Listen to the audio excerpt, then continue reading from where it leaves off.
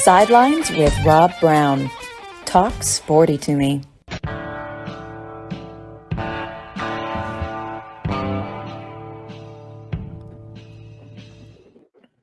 All right, it is go time, man. Saturday, great day here in the South. It's a great day all over the country.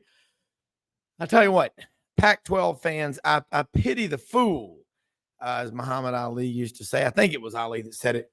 If you're a Pac-12 fan and you live in the Eastern time zone, I watched the end of that meltdown last night. Colorado in Buffalo Folsom Field. It was cold last night. What do you expect? It's in the mountains, Colorado.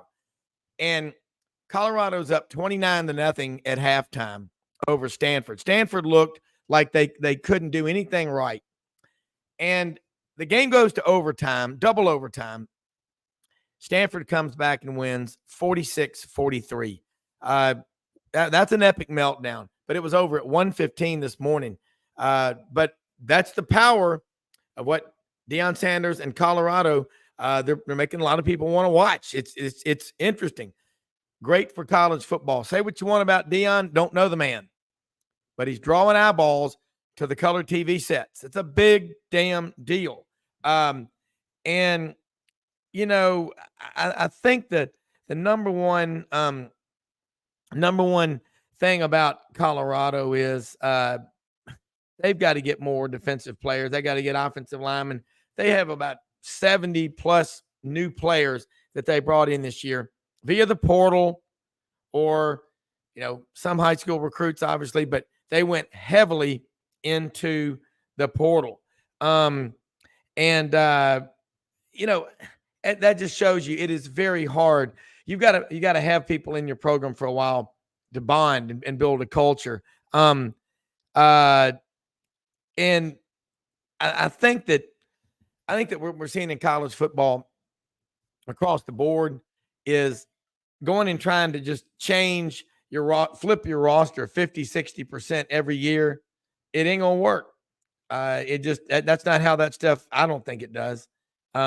I really don't. I think it's very, very difficult to bring in all these new people every year. And if you're able to do it, you can do it with maybe 15 or 20. That's kind of how it works.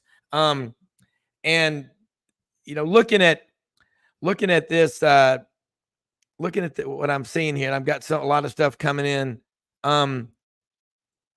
I think what we're seeing is in the portal is the realization that you got to build with high school kids, but at the same time, it's easy to go and get players right out of the portal who have been in college for a couple of years. They've proven themselves versus, say, going and trying to get an unproven kid that is out of high school, 17, 18 years old. You know, when you play BYU, you got a lot of 24 and 25-year-olds because they leave for 2 years, go ride around the world on a mountain bike for 2 years on their Mormon mission, and they get in pretty damn good shape. So they come back. You're an 18, 19-year-old offensive lineman going against the 24, 25-year-old defensive lineman for BYU. Look what happened to Arkansas this year. And Arkansas went out there and won last year, but age makes a hell of a difference. All right, great lineup. Got, I see James Crocker, Mark Hamm going to be on live in just a minute from Knoxville, Tennessee, hosting Texas A&M today. SEC Nation is there. Hopefully they can get their brisket and their barbecue, which is Green Mile food. It's that good on the SEC Nation set. Or hopefully Roman Harper and the crew from SEC Network will go over there to Mark's Tailgate, the largest in Knoxville, where the torch guy is every morning. So they will be there with him. I'm going to say this real quick, just some housekeeping notes. Looking at what is happening right now at one of our favorite sponsors, Hewlett & Dunn Boot and Clothing Company, out on the historic square in Collierville, Tennessee. Last night, Laura Hall and Charles Hall sent me just some updates on what is available. Audrey and I were out there in Collierville on the square Thursday. About 50 boxes of new stuff came in.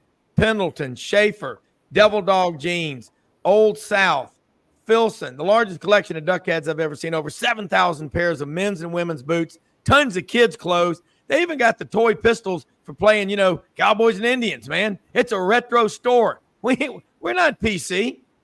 Free speech is alive and well. First Amendment. We all grew up in the greatest era. We live in the greatest country in the history of the world. Get out to Hewlett and Dunn. They've got everything you want.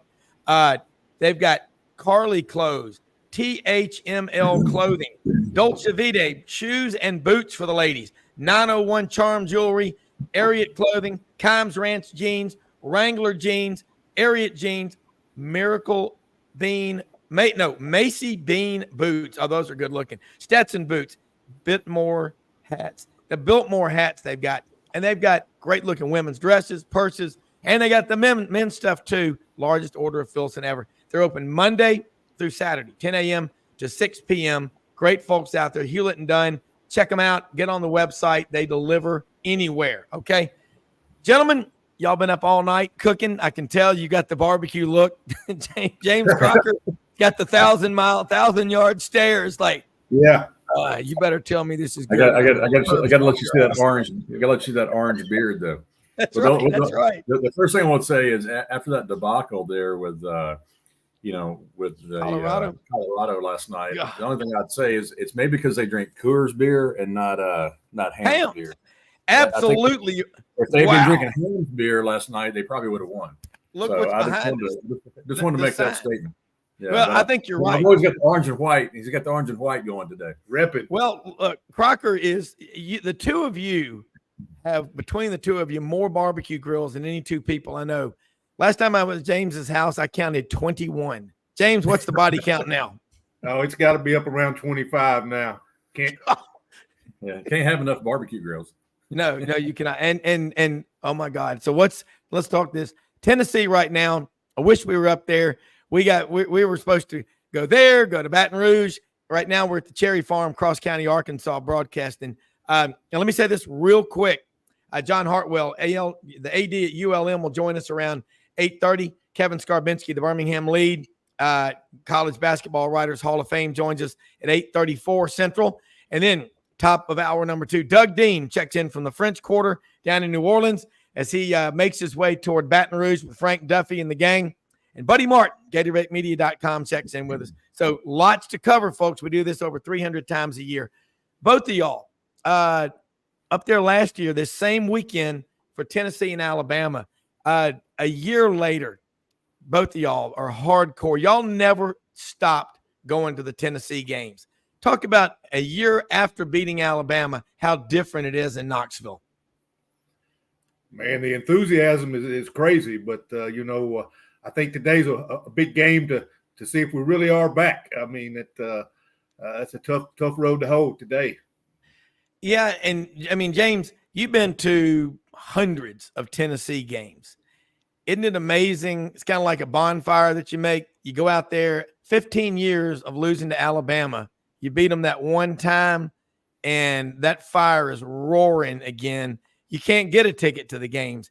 And this one today, A&M, y'all like this matchup? I think Mighty Joe Milton is coming out. I think this is going to be his best game of the year. It's got to be against that defensive front. But give me a score.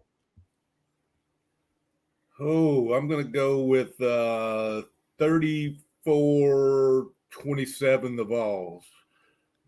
All right. I'm going to hold you to it. That sounds about right. Hey, I'll be shocked if A&M scores that many points. But, Mark, wearing the Hamm's hat, oh, my God, I love it. Man, if we were having Hamm's beer at Neyland, I'd say 50 to nothing. But since we don't have Hamm's beer, I'm going to say 31-17 Vols. We were talking about that last night. Tom Rainey's up here as well with us, and James' son Colton is here. But we were talking last night over at Roosters as we were having a few cold ones last night. And we said, look, if you look back, actually, I've looked at all the different games we played this year. And with the exception of one, we've run for about 200 yards and thrown for 200 yards. Very, very balanced. My concern, though, is, when you got Walter Nolan and that we tried to get from Memphis. And, I mean, he's a stud. So if we can't run, that concerns me against that front, 4 or 7, whatever they have. So Joe is going to have a good game. I think, as you said, it's his coming out party. He's got to be able to get the ball downfield. We haven't thrown the ball long, really, all year at all. a lot of swing passes. Yeah. I'm not saying they can stop our run because we got some great backs, but I think we're going to – and the balance is good. I mean, everybody would take that, but he needs a 300 to 350-yard game today. We need to break out. Yeah, hopefully in that week off, we've got the timing down between our receivers after losing Brew McCoy. Got to have some young guys step up. So hopefully that off week really helped us. Well, I mean, James, that's a good point because everybody, you look at 6-7 straight weeks without a break, that takes a hell of a toll on you. And we had Dana Marquez on yesterday. He came to Auburn back in 2005 from the 49ers. Tommy Tuberville hired him, director of equipment operations, and his wife and him started 5 companies along the way, and now he's doing that full time, still helping Auburn and all. But he was on the show yesterday, and he said the collisions that these football players take are like being hit by a 75-mile-an-hour. That's the impact. He said, so, helmetfitting.com. Y'all won't believe this, but and Dana's listening right now.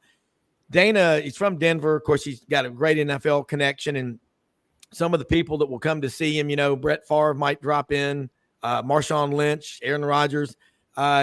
He knows these people. He taps into them, the NFL and the college people.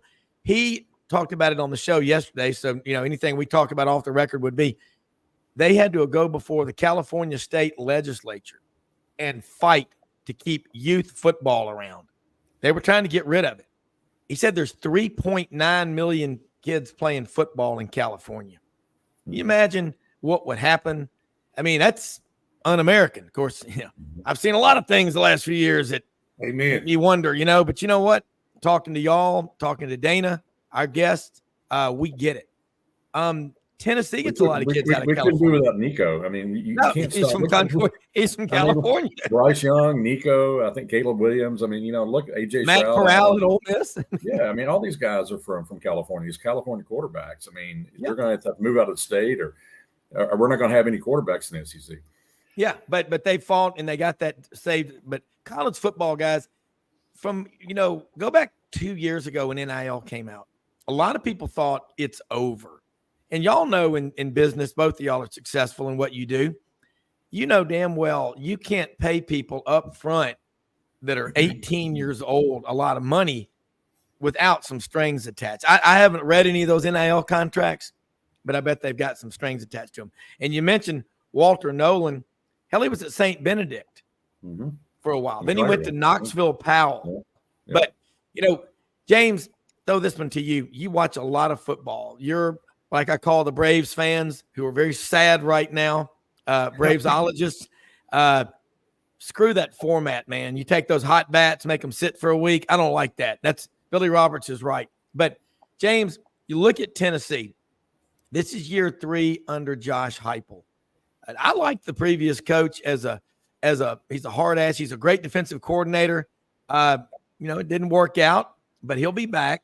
But what about Josh Heupel? And I just think he's different than these other hurry up, no huddle coaches, because Tennessee can run the ball when they have to. And that's different than most of those pass happy teams. Well, I'd kind of piggyback on what you were saying in the segment before we came on about the portal and bringing all these new kids in like Deion's done. One thing Josh Heupel's done better than any coach we've had at Tennessee in a long time is establish a culture and a chemistry. And, he took a group of kids that really all the kids that were attached to the Pruitt scandal left. And he took a group of kids that really weren't getting a whole lot of playing time and turned them into a group that believed in playing for each other and really enjoyed playing the game. So, I think he's just he's a player's coach from what I can tell. And he's just doing good things here. Yeah. See the video this week when he went into practice. He went into practice, had his baseball cap on backwards, was, high-fiving people, patting people, hamming it up with them. But I need to get him a Hamm's beer cap. But no, I mean, you can still, the players like playing for him, and he likes being out there. I mean, he's just out there being one of them. Yeah. Go ahead. I'm sorry. No, you go ahead, James. I like that. I was just thinking back over the week and, looking at, what are some things that really you think about offense versus defense and, what are some other factors that could take part in this game? Of course, we know it's going to be loud in there. Gary Danielson helped us with that. Spirit us on with Knoxville, Neyland's really not that loud a stadium, so I'm sure that'll be rocking. Yeah. But I kind of wonder if A&M might be suffering from a little bit of a hangover from last week. I don't know if you've listened to any of Jimbo's press conferences or his defensive coordinator's press conferences, but leading into Tennessee week, they spent 2/3 of the interview talking about Alabama. So it was almost like they were still thinking about Alabama rather than thinking about Tennessee. And man, I hope the players are feeling that way as well. Now, I mean, that's smart on your part to see it. I've always believed this. I mean, I just remember Pat Dye always saying, don't let that same team beat your ass 2 weeks in a row. And right. you gotta have a short, defensive backs, you better have a really short memory. And because if a quarterback sees you hanging your head after you get beat on a 40-yard dig route, what's he going to do on the next play? He's coming right back after you. I mean, that's life. I agree with you. They've been talking about that Alabama game all week. You got the 24-hour rule. I believe in that. And, Tennessee had that week off. This isn't baseball. In baseball, you're not getting hit 75 miles an hour. It's different. I think Tennessee comes out today. This is kind of the perfect storm type of deal. Last year, October 15th against Alabama, they're up 28-10. And Audrey and I are in the stadium. She goes, Smokey's going to die doing so many push-ups with the cheerleaders. And by the way, Cole Kubelik said recently in Knoxville that the new Smokey has not acclimated to the crowds up there. So they've had to bring the retired Smokey out of retirement there to the game. But nobody still, I can't get anybody to tell me who is, does Smokey have a van that drives him to the games? Is Smokey flown to the games? Nobody knows.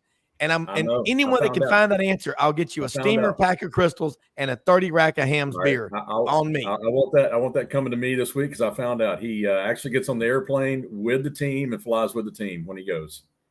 Holy I was told that inside information because I've been trying to find out. So I talked to somebody at the university and they said, "Yep, he goes with the team."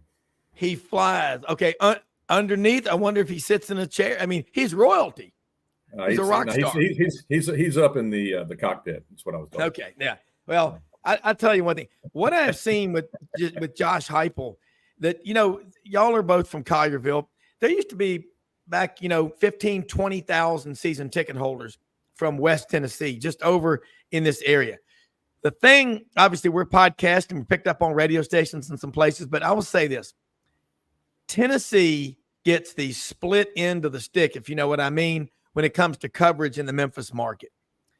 And, I mean, I will compare that to a city that's, down on the border almost, Mobile. You think they don't cover Auburn and Alabama? Good Lord. Memphis, it's ridiculous. Tennessee has a ton of fans, alumni. They've got the medical school. They've got the dental school, all in Memphis.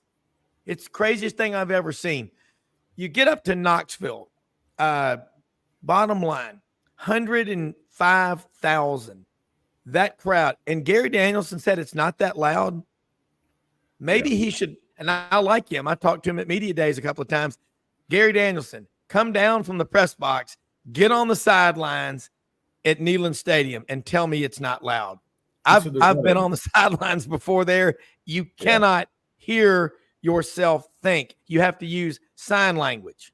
It's that loud. Yeah. I think he said that it's not any louder than any of the other SEC schools, that have 80,000 fans. At 100,000 really doesn't matter. So this week, what I saw is every ball fan of about 100,000 responded and said, challenge accepted, Gary Daniels. Yeah. Real quick bulletin. Paul Peoples, one of the members of the Cherry Farm Hunting Club, just texted me from Tony, Alabama, which is a suburb of Huntsville. He and a great engineer from Auburn, Paul, came up with the chatter duck. And, folks, I'm making an announcement right now. Get pen and paper handy. The chatter duck, and I've duck hunted probably 1,500 times. I can tell you when the Fatal Deductor came out, December of 1999 for the 99-2000 season, we ordered one from Marysville, California. It was like when the Beatles got off the airplane New York in 1964 and played at Shea Stadium. It was that big a deal.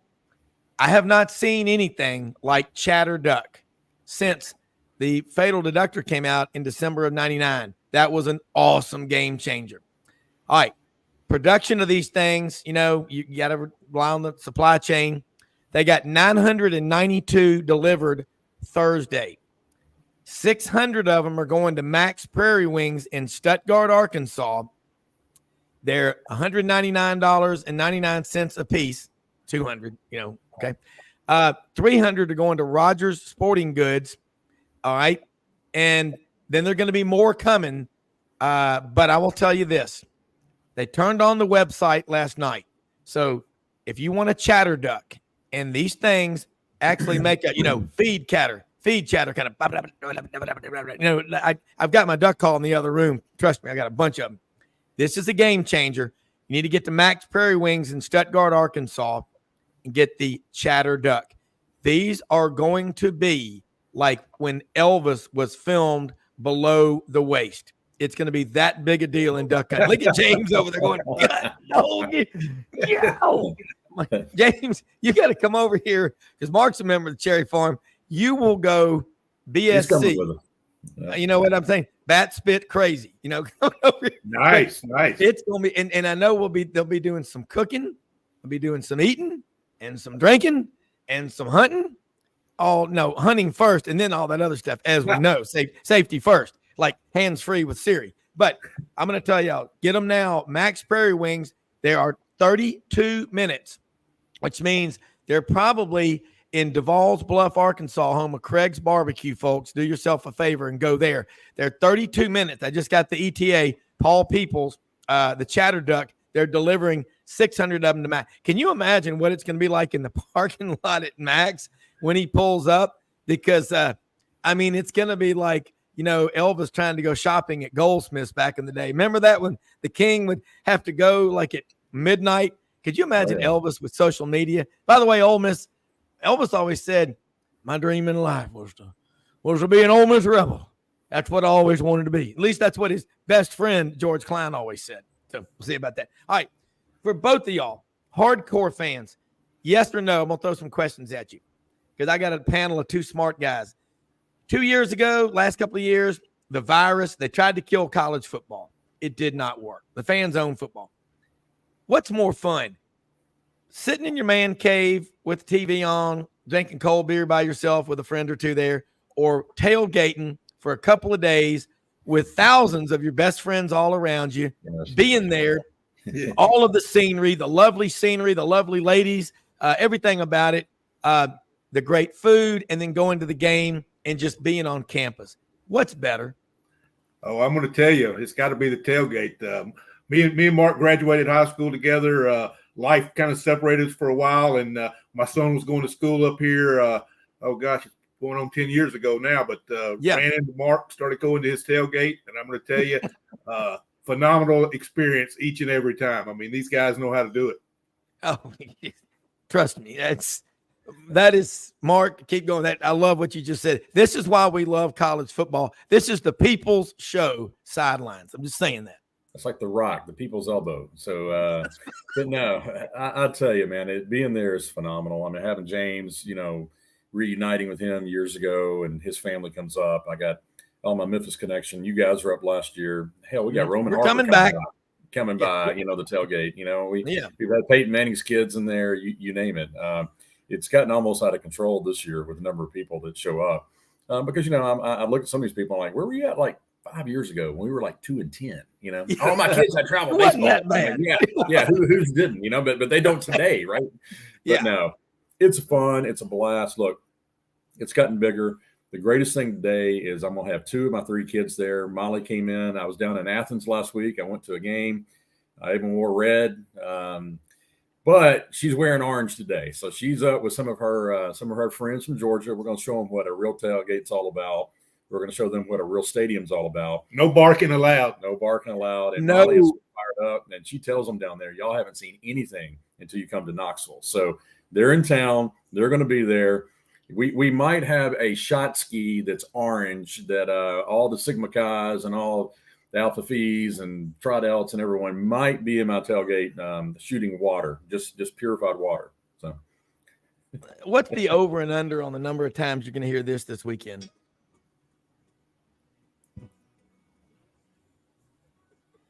I can't hear it. What is it? It's got to be Rocky Top. I can't hear it. I'm sure it's Rocky Top, but we can barely hear it. Barely. Oh yeah. We're hoping a lot. Yeah, I was just I'm curious how this Yeti stereo mic, you buy these fancy mics and then people are like going, I can't hear. It's like crazy. But no, that the atmosphere up there, I don't care who they're playing. Tennessee's that kind of program that 105,000 plus people are coming up there. And just like at Auburn a couple of weeks ago, Audrey and I were down there for the Auburn, Georgia game. We were right there at my friend Janet Bell's, her family, longtime supporters of Auburn. I love what her dad, I'll just say it, Brian Harson's gone.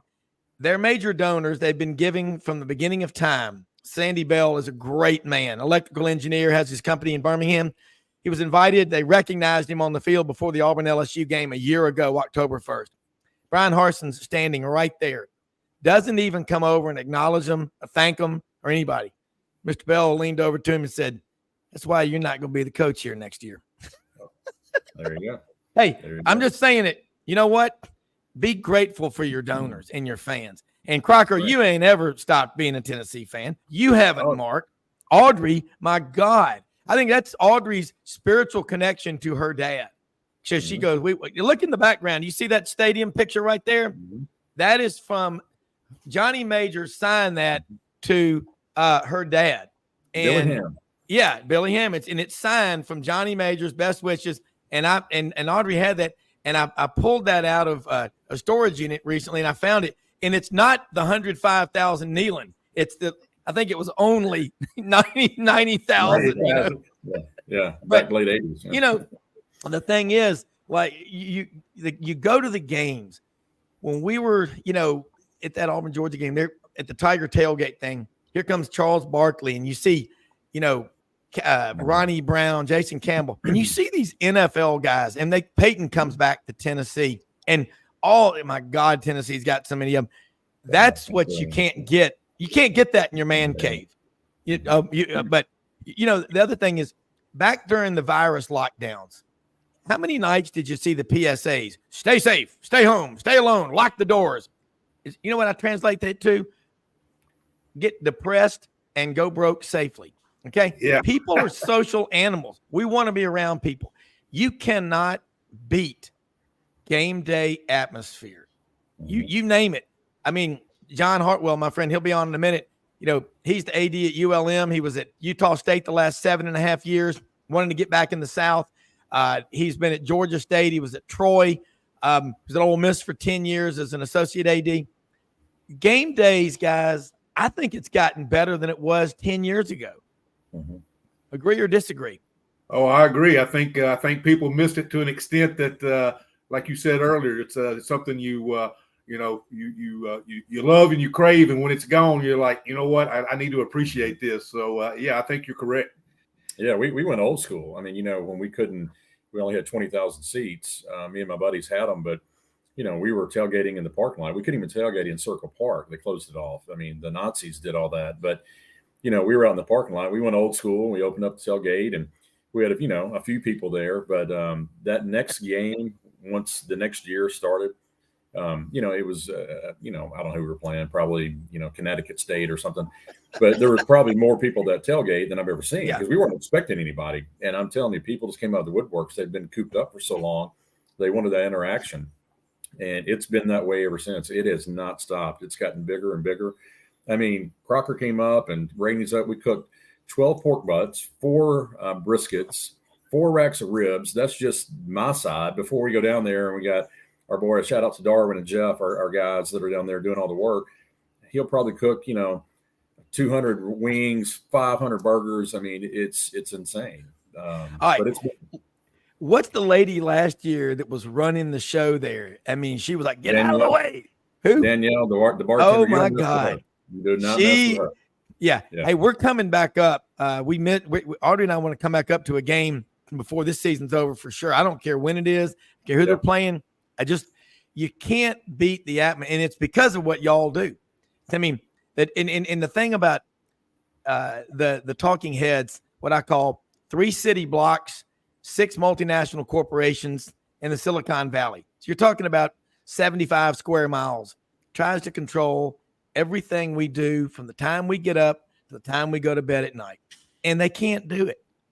You know, as Mel Gibson, William Wallace said in the movie Braveheart at the end, before they drawed and quartered him, he said the one word that elites and pinheads cannot stand: freedom. You know what he did? That's what you got to love. And that's what college football fans have. We talk to sports writers and media people from all over the country. Fans own college football. And when they tried, I think what happened, I also think this, y'all agree with me or disagree? I think the SEC grew closer as a conference during the virus lockdowns because we're like, you know what? Yeah, we want to kick your ass and all like that. But, you got brothers, you got sisters, and you might fight with them and stuff like that. But nobody messes with your brothers or sister, we went to lunch yesterday and a bunch of Aggie fans came in and we had some great conversation with them. So yeah, they were. They're great people. They're almost, it's crazy how much they love them. But I know Casey Goodjohn is listening right now in a deer stand in Johnson County, Texas right now. And he sent me a picture yesterday. He said, this is pretty good for, North Texas. The deer don't get as big because I think there's a lot of people shooting them, but the thing about it, I just think that everybody realized that they tried to take something away from us that really mattered. And you know what? A lot of people will say, golly, I've heard this said by many people, man, it drives me crazy. Sometimes my parents, call me up, can you come change a light bulb or come and do something? And then when they're gone, people say, I'd give anything for that phone call. I think that's what happened in the SEC, folks. And am I right or wrong that we've gotten closer? We want to, beat each other. But I can tell you right now, I go back to 1991 when the divorce, when Auburn and Tennessee had to, go to that divisional format we didn't play every year. I mean, that was my rivalry growing up as a kid in Memphis. If we lost to Tennessee and I came home to the house from Auburn, there was one thing was always going to be in my driveway: 50, 60, 100 squashed oranges all over my driveway, just as a reminder, That's what we love about college football. It's the people that make the difference. I always tell people, where the torch guy is. Does the torch guy ever come in there and have any brisket? Y'all ever feed him? Yeah, he comes in. He comes in with the fire and the flame, and I think the flame is actually Fireball. He owns the Fireball, and we do Fireball shots from the flame guy. By the way, we had a late night last night, and we knew we had an early morning to get up and finish the cooking, but we really did work hard last night on we were going to do our own little version of the Aggie yell. We put together a little skit, but yeah, it was all guys, all these guys. I mean, we were trying to do like the call. Hey! I don't know. We couldn't. Y'all were trying to do the A&M cheers? Yeah. We were trying to do. I don't understand them. If anybody listening can explain what's going on there, I don't know. It's like, Masons, like the wink and the eyeball. I mean, there's some stuff that by the way, just got this notice. If Reveille, the mascot at Texas A&M, who is always escorted 24/7 by a member of the Corps of Cadets, so the dog goes to class. If Reveille barks in a class, and Texas A&M has a lot of traditions, you ready for this? Class is canceled. Wouldn't that have paid off on test day for us? Absolutely. Canceled. That's a tradition I could get behind right there. Yeah. Absolutely. All right. So one more time, I know y'all got to get going. Thanks for being on, and we're coming up there in a few weeks. And I don't care who they're playing. I had something that kept me here, and I really, really wanted to go, and I really wish I was going there or Baton Rouge. But I will say this: give us the menu one more time, and I think we pretty much have answered that question. I just think college football, all the kids we all have kids the same age. My kids can't get enough of it. They want to go to every game. You know, I'm sorry, but this negative narrative, these people, I almost said something I shouldn't say, but these people would have lamented the death of the candle when the light bulb was invented. Think about that, you know. Yeah. But tell us what's on the menu one more time. I feel like, I mean, I'm fasting until 12 Central, tell us what's on. I'm going to refer to the #1 brisket in Memphis in May in the world championship of barbecue.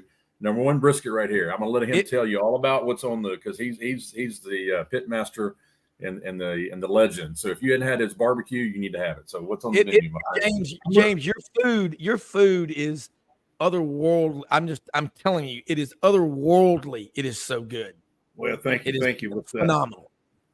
I tell you, me and my son rolled in here about midnight Thursday night. We left as soon as he got off work, and Mark and Tom Rainey already had the grill fired up. They were actually already pulling butts, so it's pretty much been nonstop cooking since we got here. But yeah, we're having barbecue sandwiches, and Mark's got this way he's come up with cooking these butts that's just phenomenal. It'll go like that at the tailgate. But then we've got some brisket, we've got some ribs.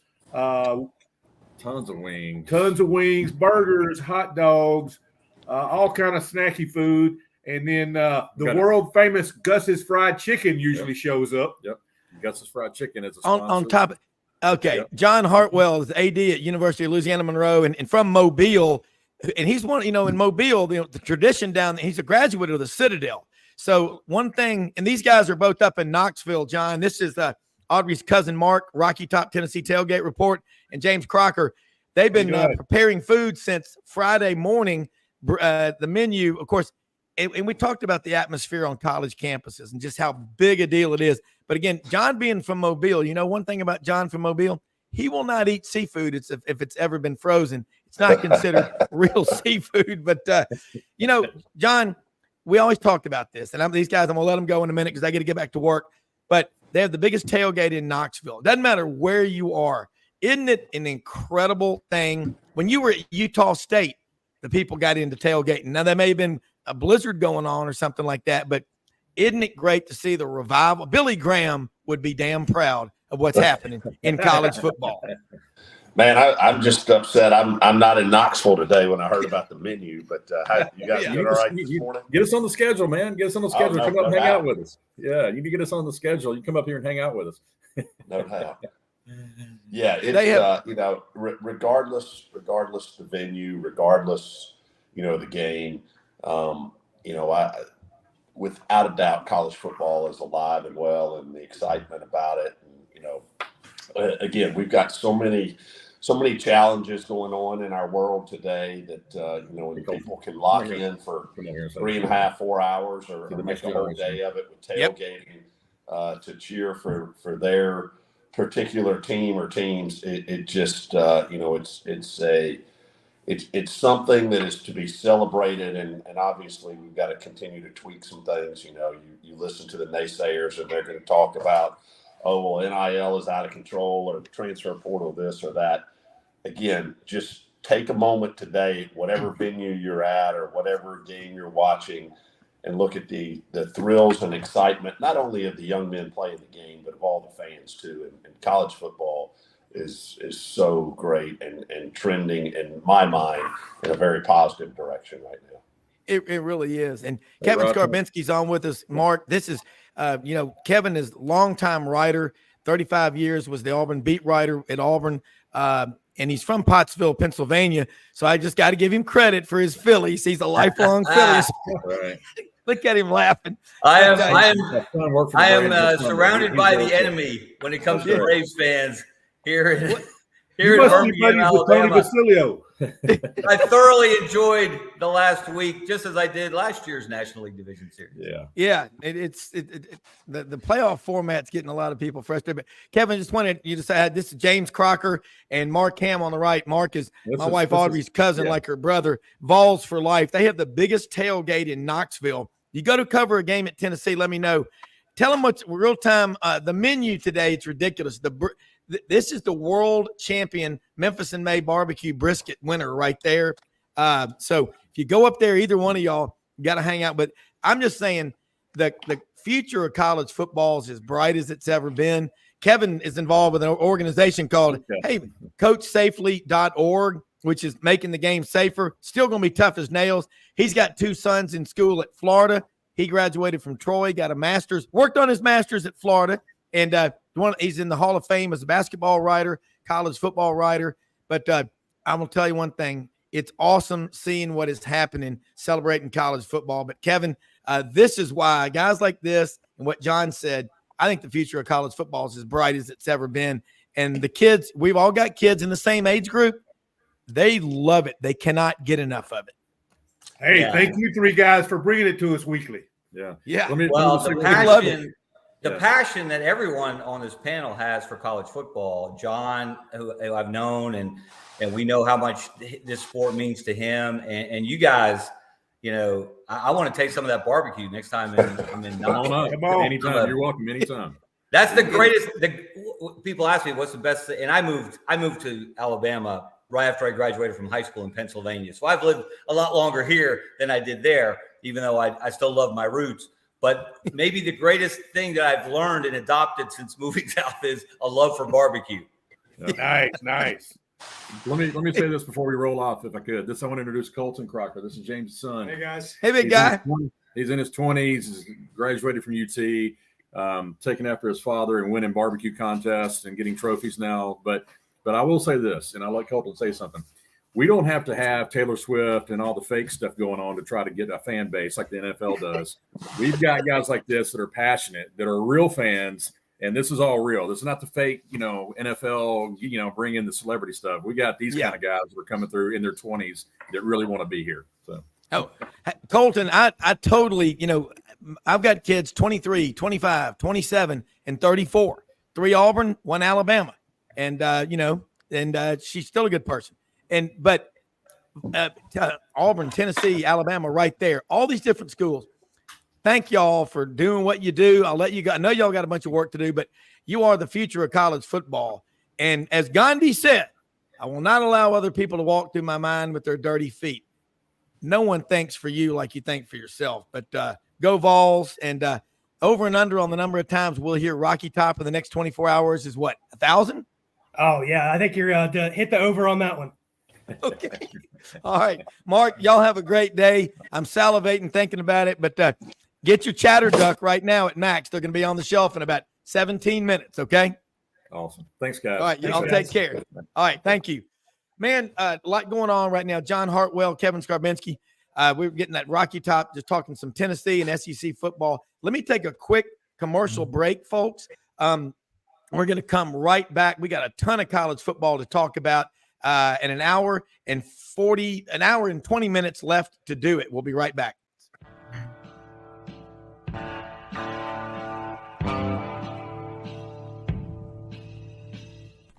Red River Ford and Toyota, located in Wynne, Arkansas. If you're in the market for a new or used car, truck, or SUV, call, go online, or drop by and see them. Located 45 minutes from Memphis, go off the 4-city exit on I-40 and go north about 15 minutes on Highway 1. Easy to work with and still believe in customer service. If you live out of town, they will deliver your vehicle to you. RedRiverFordToyota.com. Just see what they can do. Strengthen your seed zone this spring with quality tillage equipment from House Industries. Located in Cherry Valley, Arkansas, House Industries specializes in manufacturing superior equipment that will minimize your downtime and keep you working in the field. To ensure the highest quality control, all design, fabrication, and testing takes place in a 99,000 square foot manufacturing facility located right here in the heart of the Delta. Locate your nearest House equipment dealer online at houseindustriesinc.com. House Industries, breaking ground. Sidelines with Unbelievably, every 2 minutes in our communities, a child is either bought or sold for sex. I am Ari Dickey, board member for the Nashville Anti-Human Trafficking Coalition. Join me and millions of others in our fight against human trafficking and for its victims by helping to educate the most vulnerable among us, our middle and high school students. Go to nhtcoalition.org, become a partner, and help keep our families safe, because none of God's children are for sale.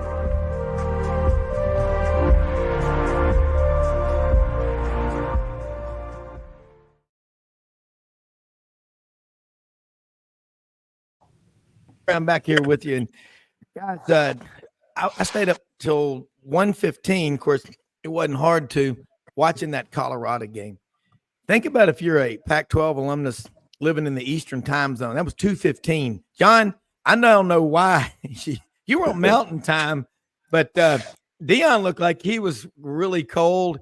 Looked like some of the people I take duck hunting, and they go, "Yeah, you don't need real thick waders. It's the South." I'm like, "You ever been in a flooded rice field at Arkansas at 5:30 in the morning? It's always 10 or 20 degrees colder than it was in your driveway." But man, that's what's happening with college football.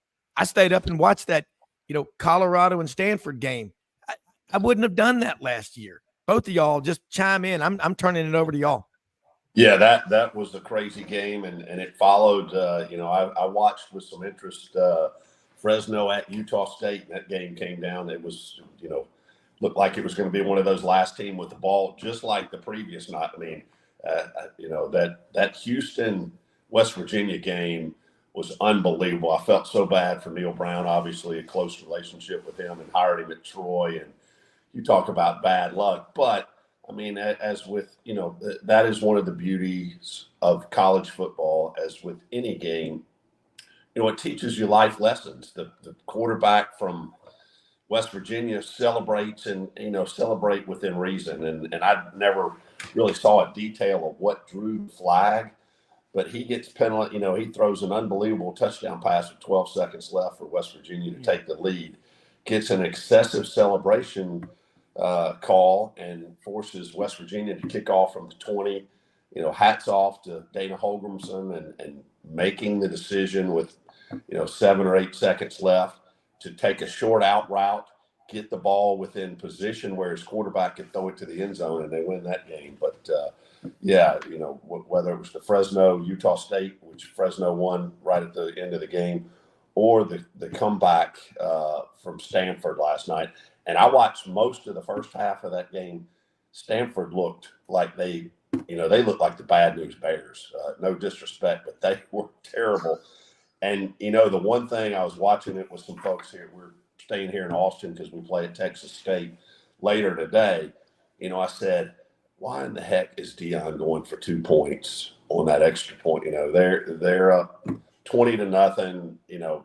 Stanford shows no fight, and he goes for 2. I mean, I don't know if anybody asked him about that in the post-game press conference, but to me, that's not the way you play the game.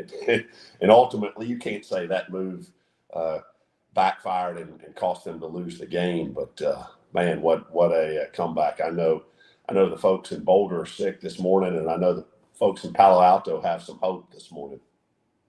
Yeah, isn't it amazing, John and Rob? Just in the last 48 hours, the drama, the energy, the ebbs and flows of the game that we saw in those games, and then, as you just mentioned, John, after the game's over, how much there is to talk about, how much there is to dissect and try to learn from and debate. The idea, and Dion, obviously not the first time that he's done it this year, when you have a choice, the consensus in overtime, the consensus has always been you want to play defense first.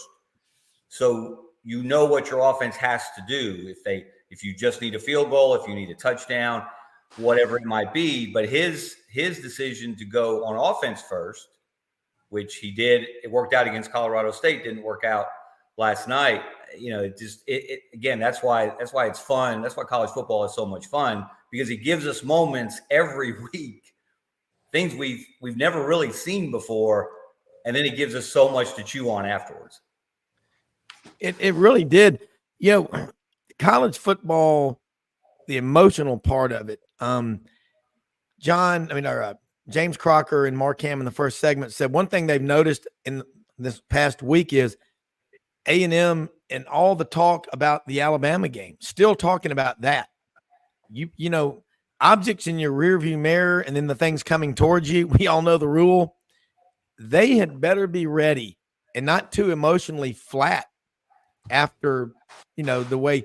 I mean, Alabama had 23 yards rushing, a boatload of penalties. I remember 3 consecutive false starts in the fourth quarter. It's an emotional game. John, both of y'all are very calm. You're a CPA. I mean, you talk about the mild-mannered CPA. That's Superman was probably a CPA, wasn't it, reporter? But talk about that. You got your ULM team lost a heartbreaker, 41-40 to Appalachian State. I mean, those are gut-wrenching losses. But Gary Bowden's been around a while. He has seen, and he's a great play caller. You lose a game like that. Are you in the locker room after the games a lot of times, or just saying, "Hey, what can I do to help you?" How do you handle that? No, I normally go in the locker room, when the team goes in from the field, win or lose. I just think it's a good idea to support, either way. You make a great point, because that Appalachian State loss for us, which was, obviously a gut punch. It's hard, win or lose like that, not to have that carry over to the next week. And quite frankly, that's why we're so excited to get out on the field today, because last week we let the negative part of that loss to Appalachian State carry over, and we got punched in the mouth by South Alabama early and often, and we never responded. I mean, Kane Womack's got a really good team down there, but didn't respond, and that's what coaches always fear. And Terry and I talked about it. Hey, don't let the hangover, if you will, of a loss that comes in the last second affect you the next week. And it's really hard from a psyche position, especially for 18 to 22, 23-year-old kids to do that. And, the coaches that can overcome those things are the best. But, we get to see a familiar face, you guys know, today. TJ Finley at the helm for Texas State today. So we'll have our Vic Koenig and our defensive staff will have their work cut out today, trying to find a way to contain TJ, both his feet, his ability to run, and his ability to throw the ball downfield. Kevin, you've been in the locker room a lot. Talk about what he just said, because it's very it's eerily quiet after a loss. Yeah, the emotion that you pour into, that everybody involved in the organization pours into the preparation for the game, and then playing the game. And it is, and John, you just touched on it, it's one of the hardest things, I think, for players and coaches. You've got to pour everything you've got into that 3.5 hour window, and then you got to put it behind. Whether you won, and that's something Nick Saban's been talking about this week. That was a big emotional win for Alabama. Obviously, a lot of things they still have to clean up, but you have to put that in the rear view as well and focus on what's right ahead of you. And that's not easy to do. And it's not easy for us as adults to do, let alone for, as you said, Rob, 18 to 20-year-olds, 18 to 21-year-olds, to put that behind. You win a big game, everybody's patting you on the back, telling you how wonderful you are. You lose a heartbreaker, people are, or like Kentucky last week, you get run, people are questioning you, they're doubting you. Don't let that game beat you twice. Yeah. A different variation of what you said, John. So it is, that's why I think Nick Saban was ahead of the curve in his emphasis on the mental part of the game. And it's interesting how things that you hear from coaches that resonate with you and stick with you. I mean, it's been 30-something years since Wimp Sanderson coached basketball at Alabama. God. And something he said about the mental game didn't get a lot of focus at the time, but Wimp would say this on a regular basis, that mental is to physical as 3 is to 1, was the way he put it. And in emphasizing the importance of the mental side of athletics. And that's always stuck with me. And now, thankfully, we're seeing more emphasis on mental health, and especially for student athletes. And that's a great thing. That's been a very positive change in college football, college athletics in general. Man, and you just heard Kevin, you're talking about mental is to physical like 3 to 1. I mean, you got to be mentally tough. That's Wimp. I remind him of that. He has a radio show that I visit weekly. And occasionally I'll remind him of that he was ahead of the curve on that as well. I started listening to Wimp and Barry Sanderson on my Tide 100.9 app. I got a lot of apps on my phone, and he's really good. A lot of times he'll be down there in Gulf Shores or whatever from his place down there, and he's like going, he's just one of a kind. But I like something else when someone asked him one time, how many of your basketball players have graduated? And he said, as many as wanted to. That's one of the greatest comebacks ever. But you know what is really cool about Wimp Sanderson? It was early November of 2006. I just got back from South Dakota pheasant hunting, took Hallie Wilson and Max down there to the Auburn game. And the night before they were playing like Faulkner State at the Coliseum. And Wimp's son was the coach for Faulkner State. And Wimp Sanderson is sitting, in one of the chairs while they're doing all the warm-ups. And the line of Auburn people to come see him, shake his hand, get a picture, went out of the Coliseum. I mean, that's pretty cool because what he and, Sonny Smith did. Sonny Smith was so nice to me. When I was a student, he would invite me to come into his office and tell me what he was going to do. And I was writing stories for the Plainsman. And then he was one of my first guests when I started Sidelines. Before I even asked to do a show to Weagle, Dad, being an architect, said, boy, you got to have a plan. So I went and got Sonny Smith, Pat Sullivan, Coach Dye. They all said, I'll be on your program. I went in there and I said, I've already got a lineup of Coach Dye, Sonny Smith, Pat Sullivan. They said, well, Tuesday or Thursday at 6 better for you. That's how you get things done. John, you being a CPA, you don't take a trip to the bath, down the hall without a plan. I love this. Okay. Kevin, both of y'all, and again, we're looking at with the enthusiasm and the passion of the fans. There were 90,000 at Jordan-Hare for the Georgia game. There were like 60,000 tailgating outside there. You're building a culture there. You're at Texas State today. You'll play TJ Finley, but what you're doing to get people on campus and all. How much fun. I think that would be a lot of fun. Hey, come tailgate, eat, drink, and let's get this football team winning.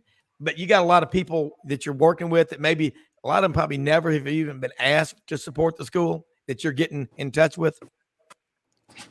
Yeah. And, a big part of it, and I think I told you this before, Rob, really my approach, no different than it was at Troy or at Utah State. Troy, I'll say this affectionately, kind of sits in the devil's triangle. You got Auburn 2 hours away. You got Tuscaloosa about 2.5 hours away. You've got Tallahassee 2 hours away.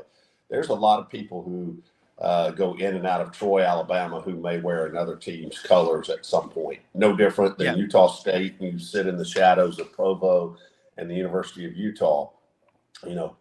I am not naive enough to know that there aren't a whole lot of people in Monroe and North Louisiana who don't wear that purple and gold. Mm-hmm. But my approach to them is just like I did at Troy, just like I did at Utah State. Hey, the success of Warhawk athletics, the success of ULM athletics will help not just the university grow, but also the economic development of all of Northeast Louisiana. Our success and people coming to games and staying in hotels and eating in restaurants and buying merchandise, all of those things help everybody. So, hey, your first check may go to Baton Rouge to Tiger Athletic Fund, but you know what? Your second check can spend just as well, and actually it may pay a dividend financially for you if you're a business owner. And that approach is really catching on with our folks. Yeah, I love it. And let me say something real quick. Doug Dean's going to join us here in a minute for this roundtable, and Buddy Martin said he could hop in for about 20 minutes in the second hour. But Frank Duffy said, I'm not going to be able to join you today because I'm too busy prepping. Here's the menu: seafood gumbo, oyster po' boys, boudin and Dewey dogs, finishing it off with bananas Foster and a bunch of Woodford Reserve to go with it. They had lunch or dinner, I think, at Galatoire's. Bengal won the 41-footer with 3 flat screens. They're rocking and rolling. I like what you just said about the economic impact. We had Dr. Bill Hardgrave on yesterday, who was at Auburn. He's now the president of the University of Memphis. April 1st will be 2 years. So he's been there a year and a half. Had him on yesterday talking with Ken Capps, Football Writers Association of America, and Bo Carter, National Football Foundation. it was really cool for them to talk to him about what they've seen happen at San Antonio, what they've seen happen in Dallas with SMU. They call it Dallas's team, the 214. Kevin, in Birmingham, which per capita, per square foot, has honestly, I just look at that Monday Morning Birmingham Quarterback Club. Last year, $1.6 million. Birmingham's not half as big as Memphis. It might have the most charitable people. You talk about that Iron Bowl rivalry. The people that live in Birmingham are smart enough to have figured this out. You better, by God, make sure that UAB is successful too. You have a relationship with Bill Clark. You write about all this stuff. Don't ever retire, please. Well, thank you, Robbie. Yeah, I talked to Bill yesterday, matter of fact. And what that philosophy that John mentioned, that you can be a fan of multiple schools, that it's not mutually exclusive. Now, you're not going to be a fan necessarily of Alabama and Auburn, but you can be an Alabama fan and support UAB. You can be an Auburn fan and support UAB. Yeah. You can be a Troy fan and support UAB. And that's the approach that they took to bring football back after they shut it down at the end of the 2014 season. It was they called them the Gang of Seven, prominent local business people who weren't UAB grads. They didn't, wear green and gold on Saturdays. They wore crimson and white or blue and orange, but they recognized the value of UAB to the Birmingham community, to the entire state of Alabama. UAB is the largest employer in the state of Alabama. And so they got behind the idea that football program that is the front porch of that university. And the proof is in the pudding. They continue to set new enrollment records year after year. They're bringing students to campus. It's a building boom on campus. It's more of a, if you haven't been to UAB in a long time, it used to be more of a commuter school. Well, now it's a fully formed campus. They keep building dorms and new academic buildings, and that all flows around the passion that people have for football. And so, kudos to all those business people that did see that value in bringing the program back, and actually not just bringing it back, but giving it a chance to succeed, building an on-campus football operations building, contributing to the construction of Protective Stadium downtown, which is a city of Birmingham facility, but obviously UAB football is the main tenant. So that's all come together so well. That's a case study in a community realizing the value of athletics and the value of the urban school, if you will, as opposed to the traditional, major powers at Alabama and Auburn. Yeah, I'll tell you about the relationship Birmingham to Memphis. My mom was, I think, president of the LeBonner fundraising, LeBonner Children's Hospital. Their top surgeon there in pediatric hospital in Memphis was killed in a car wreck. And there was a doctor at UAB, the top heart guy, Dr. Jerry Pacifico, was going back and forth to Memphis to handle a lot of the cases.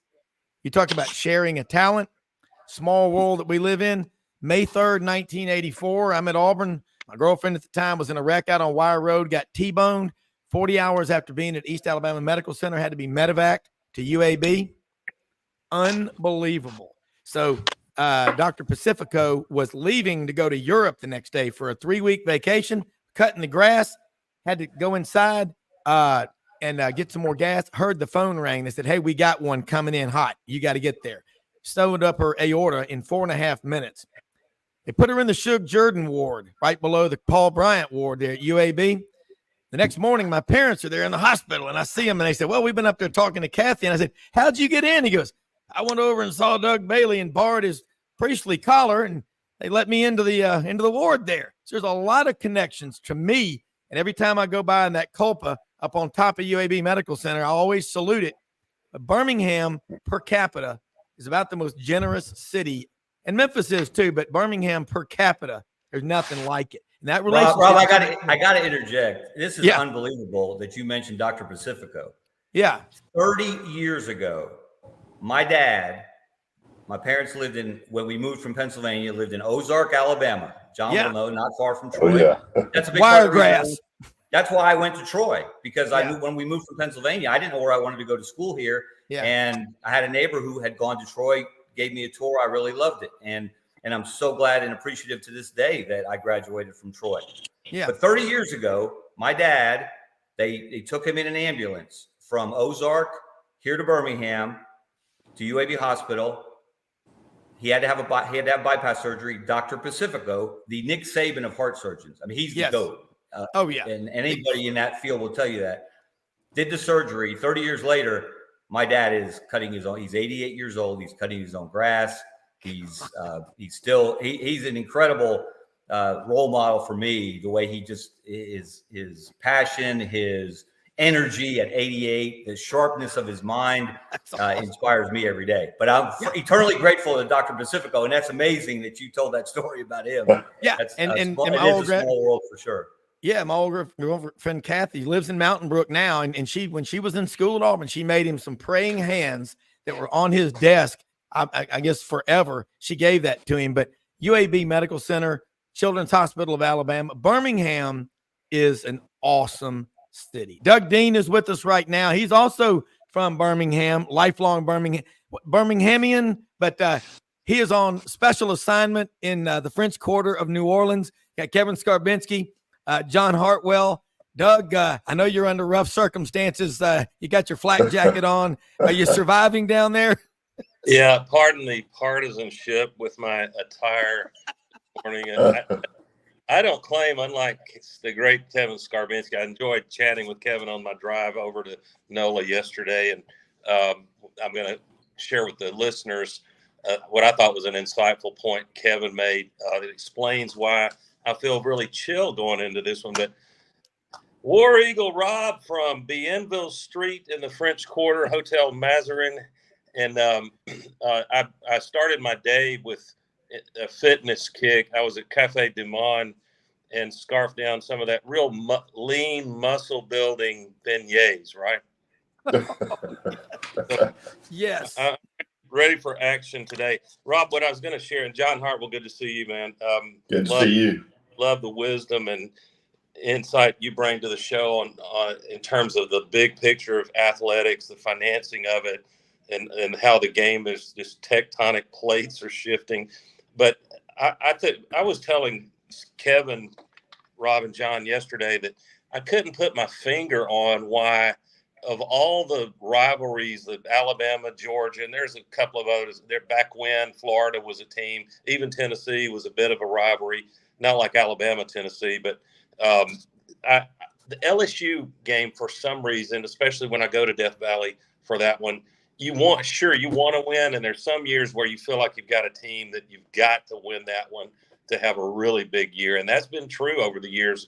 The winner of the Auburn LSU game, more often than not, went on to contend big, if not win the SEC West. And so, but when you lose that game, it doesn't stick to me and bother me for some reason as much as other rivalries. And Kevin's theory on that, which I think was spot on, is most Auburn people, when we go to this weekend's game, you take a day or two off, you go to NOLA, you enjoy all the fine food and sights and sounds that New Orleans has, and you go to the game, tailgate with the crazy Cajuns, which I find more fun than life-threatening. Some people feel differently, but there's so much fun to it that if you have a tough loss, it's just about a Sunday that I need to get over it, as opposed to an entire week with some other rivalries. Well, I agree. I've got so many LSU friends. I mean, when I go to Mass at St. Louis Catholic Church, there's purple and gold everywhere. I mean, and a lot of the vegetables the priests wear at certain times of the year are purple and gold. I don't think that's an accident. I mean, I'm just saying. I like Willie Nelson in the Texas Hill Country. Angels flying too close to the ground. By the way, I listened to a documentary one time with Willie Nelson. He said, I wrote that song on a plane flying back on a Sunday afternoon from Honolulu. Wrote it on a napkin, cocktail napkin. Pretty cool. John Hartwell, you just heard. Go ahead. I'm sorry, Doug. No, well, I actually wanted John and Kevin, and you for that matter, to comment on this. The fascinating topic of situational awareness in college football And I want to tip my hat to Coastal Carolina, of all teams. Was that Wednesday night? I want to say they played, and they get the ball Tuesday night. Yep. Tuesday night, whenever it was. And this is not one of your blue blood programs, but evidently they're coached extremely well, and their players listen and comprehend. But they down the stretch, they played like an NFL team in situational awareness. There's risk involved, but the running back breaks free and he takes himself down at the 1.5 yard line, and they were able to run some clock and then kick a field goal. I mean, you can say, well, there's a risk with an extra point type field goal, and there is, but they did not give the opponent time to do what a team did a couple of nights later, a Hail Mary pass that hit. So why is it that programs like Miami can lack with all the reasons they've alleged great coaching? And I hate to be hard on Mario, but it just seems like that would be programmed in a computer, and you've got a graduate assistant preventing you from just fundamentally idiotic situational judgments. John? Yeah, you make a great point there. And when you led in there, I thought you were going to lead with Mario Cristobal. So obviously this week there's been a lot of backlash, but, you'd love to be behind the scenes in that deal, because I would be shocked if there was not somebody on the headset, whether the OC or whoever it may be, who said, hey, take a knee, go to the victory formation, and this thing is a done deal. And obviously that backfired severely on them. And, that's one of those situations you like to say that, hey, you can get past that. But there's probably some Hurricane faithful who won't ever get beyond that. And credit Georgia Tech for making plays to get in the end zone from there. But still, the door would have never been open for them to have the opportunity at winning if Mario would have played it by the book. I mean, that'd be like you going down the street to Harrah's, pregame today and taking a hit on a 19 when the dealer's got a 4 showing. So that's right. And I would add situational awareness of that running back on that fumble. You don't need yak yards right there. Just run the ball, squeeze it, go down, let the clock run. Kevin? Well, an interesting twist on all of this is someone did some research, and apparently Mario almost never takes a knee. That's the way they play end of game situations when they're I don't know what his thinking is there, whether it's a toughness macho kind of thing, but of course by now most people have heard that this happened to Kevin Steele when he was the head coach of Baylor. They had a situation, they were at the 9 or 10 yard line going in. I don't even remember who they were playing, but if they take a knee, the game's over. Instead, they hand it off. The running back fights through traffic. He's fighting for extra yards. He gets towards the goal. He fumbles. A safety picks it up at the 1 yard line, runs it back 99 yards for a touchdown, and Baylor gets beat. Fast forward, who was the defensive coordinator for Miami last year? Kevin Steele. Imagine if Kevin were still there on the staff, on the headsets in those situations. It's amazing to me that even in his short time there, that Kevin and Mario didn't have that conversation and say, look, dude, let me tell you from experience, you got to kneel. You've got to take the W. That's all you get out of there. Yeah. Take the knee, get the W, get out. Sorry if I walked on you. I'm in a glass house here because there have been some blunders over the years of Auburn coaches and players. The most recent notable probably cost Auburn an unlikely Iron Bowl win in 21 when Tank Bigsby, just in the heat of the moment with adrenaline flowing, didn't have the presence of mind to stay in bounds. And it got Alabama the ball back. Who can forget, Kevin? I see it vividly in my head right now. Coach Dye flailing his arms trying to get a timeout. And thank God the refs didn't give it to him, because Tillman reverse ices that game. But you would think. Yeah, the 1986 Iron Bowl, yeah. Yeah, one of my favorite, maybe my third favorite Iron Bowl, because Ray Perkins had claimed pregame that week that the game just didn't mean that much to Pat Dye because he didn't play at Auburn or Alabama. Yeah. You know what's crazy about that game is Scott Bolton, a friend of mine. We had a lot of classes together. He's from Theodore, Alabama, wide receiver, number 24 for Auburn. Auburn had run a reverse earlier in the season, a 31-6 victory against Vanderbilt in Nashville. Scott was supposed to be on the field for that play. But Lawyer Tillman out of LaFleur High School in Mobile became pretty famous for that. Auburn Lawyer does it in reverse. That was one of the coolest games I've ever been at. And Doug, you're right. I'll never forget. It just doesn't mean as much to Coach Dye. It doesn't. This is crazy. Buddy Martin's on here with us right now. We got the band going. This is better than Austin City Limits. It's better than Hee Haw. Hi guys, how you doing? I understand congratulations are in order from a few weeks ago. Well, we'll see about that. Things are going on in my life in a powerful way, and God has lifted me up. And after the passing of my wife, and I'm very blessed right now. We'll see. If the great story continues, I think it might. I'll let you know. Stay tuned. Fantastic. I'm glad you're well, buddy. Thank you. Hey guys, I'm sorry I'm coming here late to all this good talk. October really gets kind of serious, doesn't it? Things are happening now that a lot of what will happen in November will be determined in October. There's so many games that are like, okay, they're marginal, but they're not marginal. They're huge, even though they don't sound like they're huge. And as Urban Meyer said a couple of weeks ago on the show, anytime you lose a game, it's disastrous.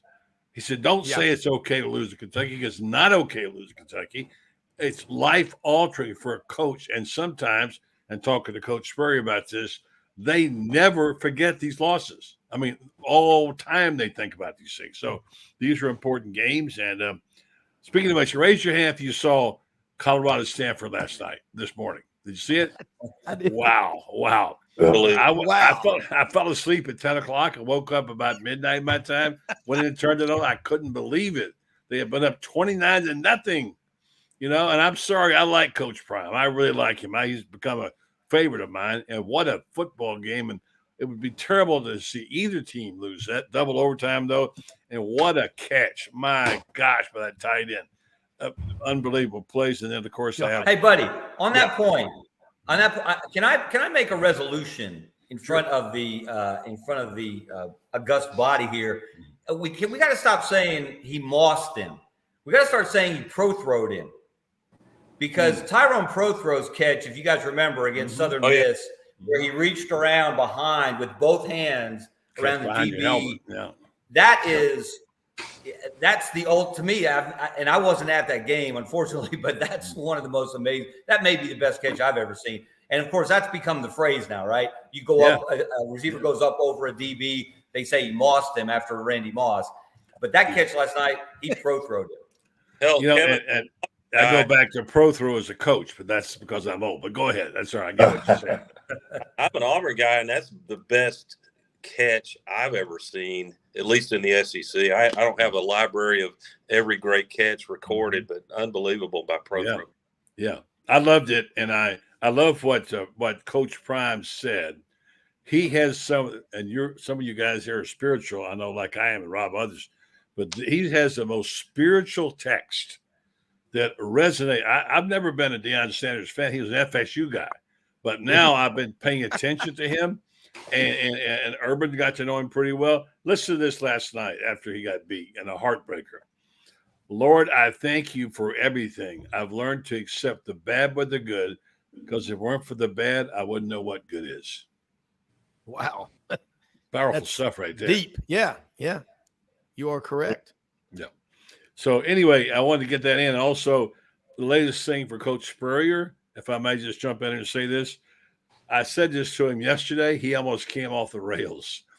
Kirby Smart has been saying such great things about Spurrier. Have you heard about it? There's something he's been saying what a great guy he is, how much he loves being around him. They play golf together. It's like, I wrote that. Is this a bromance cooking? And I said that to Spurrier. He said, who said that? Who said that? He said, who used that word? We only have a picture taken. He didn't call me. I don't call him, but we do have a mutual admiration society for each other. And that's what it is. And you get to thinking about this, old Warriors, you take many great rivalries in the SEC. It seems in later years, they really began to appreciate each other and the level of competition. I mean, even Bear and Shug at some point in time, I'm sure, thought about, man, we had some Ali Frazier, all these great matchups. And in the end, they look back at it, these great heated contests, and they give everything they got, and one has to win, one lose. Talked to Urban about this about Nick Saban and their relationship. So I think it's really great when you get a little older, a little more mature, you can appreciate what your rival meant to you because they gave everything they had and you took it and you gave everything you had. And that's the competition of sports that we love. That's great. Hey, I will, before I cut out, guys, I will have all eyes on, of all things, a Pac-12 matchup and how serendipitous is that the year when we declare the death of the Pac-12, and we could still declare that technically, they seem to be making more noise and playing as good or better football, several of their teams, than the conferences we would have had all the money on.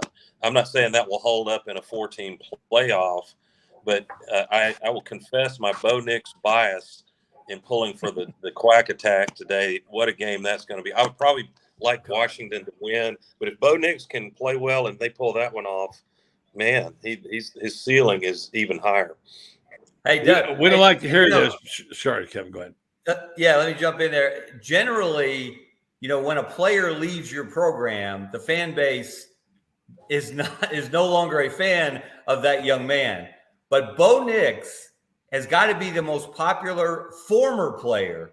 Oh, yeah. In Auburn history, maybe SEC history, maybe college football history, the way Auburn fans still love and support Bo Nix.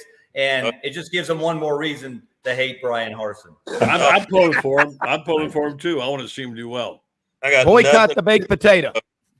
If you know Pat, if you know his dad, Patrick, and I covered Patrick when he played at Auburn, of course, the 93 pass to Sanders in the Iron Bowl, what he did against Florida. Big game. Yeah, if you know the family and you know Patrick Nix, you got to cheer for Bo Nix. Yeah.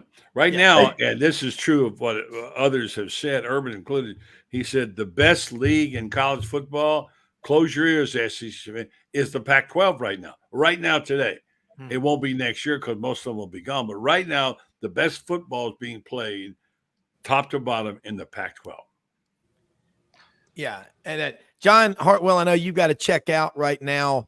But you've been out in the Mountain West for 7.5 years. You're back south now, but altitude, what, buddy? You know what that's like? That's a big deal. Someone ought to come up with the high altitude conference, the HAC. There you go, Rob. You got it. Hey, I'd be remiss if I didn't just say Kevin nailed it. You talk about Bo Nix and obviously the family history at Auburn.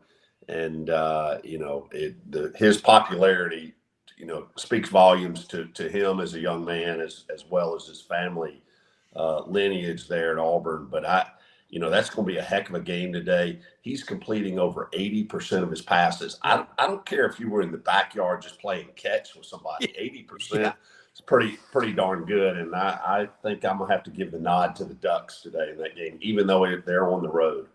Yeah. That's going to be tough. And I'm with you all about Bo Nix because, Nix to Sanders, oh my, Langham, remember the play he comes in cold. Stan White breaks his tibia. He's out. And here comes Patrick Nix out of Rainbow City, Alabama. Coosa River, Gadsden. But that was unbelievable. And I think Doug and, all of us, I'm pulling it. You're right. I wish you're right. It's all part of the Harsin nightmare, but it's getting a lot of people watching football and staying up till 1 and 2 o'clock in the morning now that we didn't. When Buddy asked that question, how many of y'all stayed up and watched Colorado and Stanford last night? Every one of us raised our hand. Man, I want to see these TV numbers, guys. These have got to be just phenomenal. But and this is why college football, again, the great revival. Buddy Martin coined the phrase 3 years ago on this show. Who owns college football, Buddy? The fans. The judge has spoken. Well, Rob, before I'm gone, and it's always great. What a roundtable you put together this morning about this little game in Baton Rouge. It's not going to shock me if LSU continues their high-octane run and too much for Auburn's defense. But my pick, and after talking to Takeo Spikes yesterday afternoon for a while, Takeo, he loves Auburn, but his picks are not always homer. You know, I've seen him not like Auburn in a particular game, but he's got a good vibe about Auburn going in there, and it's in no small part because you get an open date, and this is 7 straight weeks. I was telling Kevin yesterday that LSU has played. So if LSU continues explosively and plays a little bit of defense with the help of 82-year-old Pete Jenkins on their D front, then I'll tip my hat to them. I've got a feeling the weirdness. We get one more round of weirdness before there's a 4 or 5 year respite in this series. And I can't wait to just see it all unfold on a night that we have a 0% moon phase. No illumination of the face of the moon over Death Valley. Ring of Fire coming. Ring of Fire is coming. It's going to, and we'll learn more about Hugh Freeze too, and what he can do to get a team tweaked and polished and correct some things. Maybe actually throw for more than 100 yards. But regardless, I will be treated to watching JD5. I was telling Kevin a lock who's got to be invited to New York City along with Brock Bowers, and then you can add whoever else you want to. Might be Michael Penix the way he's playing. Don't forget him in that game too. He's a heck of a quarterback. Keep an eye on him. It's almost a Heisman showdown as well as a national championship contender showdown today with Washington and Oregon. Guys, it's great to hang out. Y'all have a great show, Rob, and I'll talk to you next week. All right, y'all take care. Thank you, Doug, so much. And y'all just I love this, buddy. You lived out in Denver for a long time. Mm-hmm. And John and Kevin, you know this, you had writers that you helped train like Rick Riley and Woody Page, and you've been to Boulder to a lot of games, I'm sure, haven't you? Yeah, many times. I'm telling you something, man. And what a setting for college football. Magic. When it was so bad for so long, they failed so long until McCartney got there and turned it around. But I used to go to cover those games, and I'd sit there with my friend Woody. By the way, I didn't train Woody. He was already trained when I got there, but I worked with him. And what we'd say, and Woody's from Tennessee, and there'd be a nice little crowd of 45,000. I say these people have no idea what college football is like when you look at this in the SEC. It was like nothing. It was like you could not compare to the same game. And to see them rise up and win that co-championship with Georgia Tech that year, and the story of McCartney. And last night was a magical night at Folsom Field. I mean, man, what a crowd. Beautiful setting. Yeah, when it's going right, it's a beautiful place. And did you guys see the photo of a fan in the stands, a Colorado fan, head down, wearing a hoodie, absolutely distraught? And I saw that photo on Twitter, and I thought that of all the great things that have happened since Deion got there, what he's really done, people care about Colorado football. I do. Yeah. He's made people care. And that photo encapsulated that. And I thought it was brilliant. Well said. I think you're right. It does matter. People care. And this is why we live for college football. We all care for somebody in some team. And I was watching Marty McGee, which I don't usually watch, but this morning they had a guy speaking in Spanish to a whole bunch of people in countries on Tennessee football. And he said, isn't it wonderful that these people in Venezuela and all these places, they care about Tennessee Vols now? And that is the essence of what college football is about. The love and the passion. They care about their team and the game. Well, and I think like watching that Colorado game, that fan just distraught reminded me of that kid with his dad at Kick Six, and I gave my 2 tickets, which a client of mine gave them to me Thursday night. And my daughter didn't come because she didn't have a ticket. And I said, well, I'll get you one. Well, I got Wilson and Max. They were in section 42. And they had no choice but to storm the field. And Wilson's taking selfies with Sammy Coates. And he high-fived Ladarius Owens from Jackson Olin High School in Birmingham, Alabama. And still we have that glove to this day. College football. I was on the field, and y'all remember that scene, Kevin. You were there. It was almost eerie. And I kid you not, over in the corner, I didn't know this till a couple of days later, you had Chris Fowler and Gus Malzahn on the set of ESPN over in the corner. A couple of days later, my dad goes, boy, I had several people come up to me and say, I saw your grandson Max on TV. I'm like, what are you talking about? Max was standing between the Auburn cheerleaders. He was 13 at the time, wearing his Cam Newton jersey, jumping up and down and cheering on the TV. Wilson's out there with the players, and I'm at midfield in the middle of all that craziness. It was just quiet around the AU logo, and I'm standing there, and I look up, and I said, Greg Carr. It was Greg Carr, you know. And I said, Greg, I remember you talking about as the sun set on that cool November afternoon in 1983 when Auburn won 13-7 between the hedges. The hair on the back of your neck stood up. It gave you chills. I said, what does this do for you? And he looked at me and he just kind of goes, he couldn't say anything. He's an orthopedic surgeon, by the way, in Birmingham. Buddy, that's so cool what you said. And Kevin, again, if y'all stay with us if you can. We're going to take a quick break. I want to come back. I want to let both of y'all, I mean, it's kind of like if you had a chance to get Jeff Lynne and Bob Dylan and Robert Plant together to sing, don't try to sing. Don't be Barney Fife.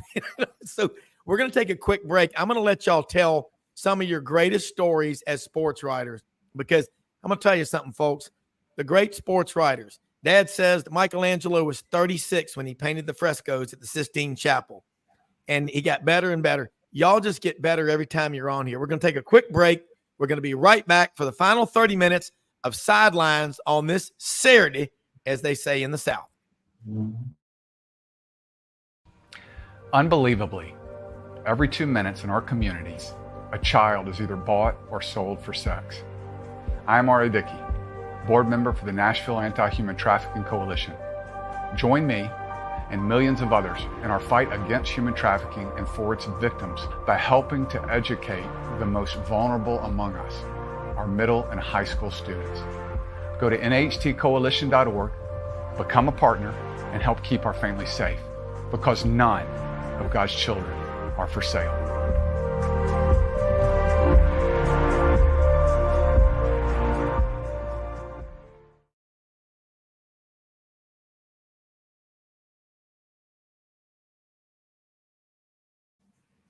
Here with you. Let me say, if you were out and about today, Red River Ford Toyota, 45 minutes from Memphis, get off I-40, exit Forest City, go 15 minutes north.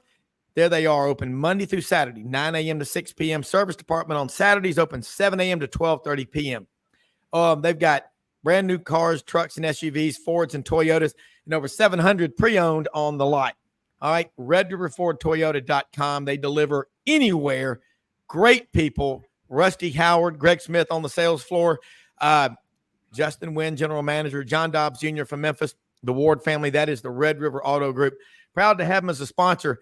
And also ECS House Industries over in Cherry Valley, Arkansas. Proud to have them as a sponsor as well. You see the farmers out every day. They're going 18-hour days, guys. Buddy and Kevin, 1 o'clock in the morning, you'll see the trucks coming in over here at the farm. We're here at the beautiful Cherry Farm here. Broadcasting live today. These are the best people. Also, those aerators for the catfish farms. If you like catfish, that's why there's so many catfish farms out there, because they make all the aerators in Cherry Valley, Arkansas, in the 99,000 square foot warehouse. Chad House, the great people at House Industries, proud to be associated with them. And let me say one other thing. Hewlett and Dunn Boot and Clothing Company. You're out and about today, okay? Get out there on the square in Collierville. They're getting new stuff in. Pendleton, Schaefer, Hire, Vask. I bought some new Danner hiking boots the other day out there. First class. Laura Hall, Charles Hall, Raven, the great people out there. Red River Ford Toyota. You talk about Hewlett and Dunn, our great sponsors. They will deliver anywhere. HewlettandDunn.com as well. Let's get back in here in this college football discussion, both of y'all. Do you have cherries here at the Cherry Farm? No cherries, man. We're surrounded by flooded rice fields and mosquitoes the size of golf balls that knock on the door at night and go, all right, roll up your sleeve. It's blood time. We're 30 minutes. We can see the lights of Memphis. So we're back and forth every day in Memphis, but it is absolutely gorgeous over here. And on the menu today, we'll be making ribs. We'll be making chicken. Tanner Smith from Lake Charles, one of our members, is making gumbo. Man, we already have jambalaya. So we'll be watching football. It's awesome. But for both of y'all, every time we have a young rider on this show, I always say, it's like when we're biking or running, get on the back wheel of Kevin and Buddy Martin and these great riders. No matter what we do, when you read something about what you just saw, that's when you really understand it. And so thank y'all for doing what you do. So let's talk about y'all college football, where we are right now, and your favorite thoughts about up to this point and where you think the season's going to end up. Well, I've got a question for Buddy, and I'm really interested. And this stems from an incident, if you will, what's really been blown out of proportion from the baseball playoffs, the Phillies Braves series. Obviously, I'm a Phillies fan. I was not neutral watching that, but what I'm interested in, of course, there was this big incident. The Braves shortstop Orlando Arcia, he is overheard in the clubhouse after game 2 when the Braves made a great comeback saying, "Attaboy Harper." He's laughing at Bryce Harper, the Phillies star who got doubled off first base to end game 2 in one of the most play. Michael Harris, the catch Michael Harris made was unbelievable in right center field. But it's become this big thing. The Braves players suggesting that shouldn't have been reported, that's a sacred space in the clubhouse, and never mind that it was an open clubhouse at that time. There were media members in there with cameras and microphones doing interviews. And it's different in college football now. I don't know of a locker room in college football that's open post-game. Right. Used to be the standard, right, buddy? But now they just do interview rooms. They bring in select players, which is not always a great situation. The locker room is, look, I don't know that any of us ever wanted to be in a post-game locker room in the sense that it's smelly, it's nasty, it's crowded, it's hot, especially visiting locker rooms, which were not the SEC for a long time. The visiting facilities were unbelievably subpar, and especially post-game interview areas. But how different is it, buddy, when you can actually get something from used to be when you could go in the locker room and you could see the emotion after a short cooling off period, as opposed to a more sterile post-game interview environment? Means everything. You don't get those intimate moments. So many great portraits were painted by the great writers back in your day, before your day, at the Birmingham News, Al Van Hoos, Benny Marshall, all those great writers, Sherman Bisher, writing about things and the emotion. And coaches say, and my coaching friends say, well, don't put a microphone in front of his face when he's – look, it's all part of the raw emotion. I'm sorry the microphones are there. They didn't used to be there. It was just pencils and pads. But that graphic moment when that player is in tears or just angry or whatever, that's part of the emotion that you convey as a writer to what it's like to lose and win a game, the exhilaration. And it's the old agony of defeat, thing. So I think of the moments. I mean, although it wasn't said in the locker room, it was said it was rare in a press conference. The Tim Tebow speech literally emanated from the locker room, and the tender scene that happened before that. So I realize how people want the privacy. They want to be able to protect people, but there is no sacred space anymore, quote unquote, when the media person is there. They're there to work. They're there. You better know they have microphones and pens and cameras. They're going to take a picture. They're there to record the moment, because they say, well, give the guy an hour. No, you want to get it when it's raw right there to write about it. And now you can convey that emotion. This is what makes the game. So, yeah, you're right. Almost it's very antiseptic now. Everything's controlled by the SIDs. You're not allowed to ask certain questions. And it's gotten to be really, really, I think, unfortunately, rather antiseptic because of that. But the great ones know how to watch a game, how to convey the game, and then add the emotion to it themselves if they can't get it from a player. But no, there have been many great moments after a game in a locker room that could only be. I mean, I can think of one 100 years ago. that there was a guy named Russ Browne, a tight end. They were playing Auburn, Florida, up there, and had a hard time beating them. And he had the winning touchdown pass dropped. He dropped the winning touchdown pass to Florida. The great Evan Pope, the Miami Herald.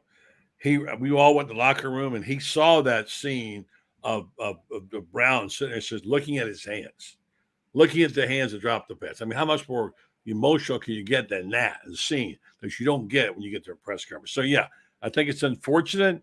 It's like an invasion of their space, but we are there to record it for history. I'm sorry, that's what we do. Yeah, and you should never – you're shrinking to make other people around you feel less uncomfortable is a disservice.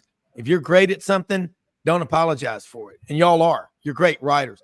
I can't, again, say what you want. Mom's 88, dad's 95. Kevin, he works out every day. And there's a reason for that. Buddy, all of us, as we get older, we get smarter. What's that great line in Bob Dylan's song, My Back Pages, the 30th anniversary up there? I was young. I was older then, but I'm younger than that now. That's kind of what I see with y'all, the great sports writers who put these great stories in print. Who was it? Maybe I'm trying to think. It was Clyde Bolton. Was it Alf Van Hoos? Was it somebody said one time after a great football game, said, is this too big? Is this too great? He said, is Mount Everest too high? Is the Pacific too wide? Are the Rocky Mountains too beautiful? I mean, I love what you just said, buddy. Evan Pope, I don't know him, never knew him. I saw the hands. Kevin, when you go in there and you're writing and you're talking to people after a loss, it's almost like after a death, to put it in a crazy sort of a metaphor, metaphorically speaking. But, there's some coaches are intimidating. I know a funny thing about Coach Dye, when he was on my friend Bill Cameron's show every week, it was very difficult to go to a station break because when he's telling a story, you don't want to interrupt him. It's like when y'all are talking, because the depth that you all have is like going into a wine cellar in a castle on the Rhine River Valley. Only y'all have that, Kevin, buddy. Well, and again, that's something that's been lost in college football post games by not allowing the media in the locker room after games. And it works both ways. One of my favorite memories, it wasn't an enjoyable experience at the time, was after an Iron Bowl at Legion Field back in the 80s.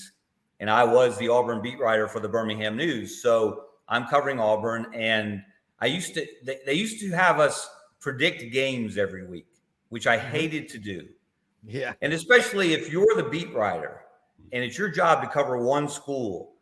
But there were times I didn't believe Auburn was going to win the game that week, and I would pick the other team, which made it for some uncomfortable moments. Oh, yeah. Particularly after, I believe it was the 87 Iron Bowl. And again, the tension in those years, the Ray Perkins, Pat Dye back and forth was palpable. And this was after Ray had left and gone to the Tampa Bay Buccaneers and Bill Curry had arrived. And it was for some reason, I really thought Alabama was going to win the game. And that was my prediction. And Auburn did win the game, and they were in a stretch of winning 4 straight in the Iron Bowl at that time. And I'm in the Auburn locker room after the game. And of course, they're celebrating, they're jumping around. It had been a really tough defensive battle in the game. And I was interviewing a player, and up from behind me comes someone, I didn't know who it was at the time, and reaches around and grabs me in a bear hug. And I'm thinking someone's just being playful, and I kind of turn around, and it's Wayne Hall, the defensive coordinator, who had played football at Alabama on the defensive line at about 195 pounds, back when you could do that in those days, and as tough an individual and as scary a coach to deal with on occasion as anyone I've ever. People think Nick Saban's intimidating if they think they never met Wayne Hall and never covered Wayne Hall. So I look around and I think he's just having fun, and he starts cussing me. He starts squeezing, and as he's cussing and saying to me, "How dare you? You cover us every day, all year long, and you didn't believe in us. You didn't think we could win this game." And his bear hug is getting tighter and tighter, and I'm finding it harder and harder to breathe. And he's sending a message, not just verbally, but physically. And finally, before he before he squeezed the life out of me, he let go. But that told you what Wayne Hall was truly, genuinely offended that I believed Alabama was going to win the game, and he was going to let me know about it in the locker room. Yeah, that's hard. Holy cow. Yeah. Let me say this real quick. I'm going to have to go here and meet somebody. But one of the things that happened to me was I got real close to the staff of Florida back in the day when Carlos Cerberus was playing, and the guys, Fred Pankos, Lindy, and Fanny, all members of Ray Gray's staff. And after a game, they had post-game parties, and they'd invite the media to eat there at the local Holiday Inn. And I had just bought a brand new suit, paid $50 for it. All right. Had a tie, I paid $12 for it. Pretty proud of it. And my buddies like Pankos and Lindy, I'm walking out with them, and they pushed me in the pool. Here's my suit, my new $12 tie. My glasses go off down to the bottom of the pool. I'm sitting there, and they're laughing. I'm thinking, hey, guys, I can't find my glasses. I got out of the pool, and then Lindy went head first in the pool and dug the glasses out. And also, I took my tie off. His wife, Stephanie, the late Lindy and Fanny, God bless him, bless his soul, she took it home and she pressed it and she made it nice and brought it back the next week. They apologized. But here's the thing you have to know. In the 60s, Bowden White did that to Alf Van Hoos. That's one reason he got fired, for pushing Van Hoos in the pool, whatever.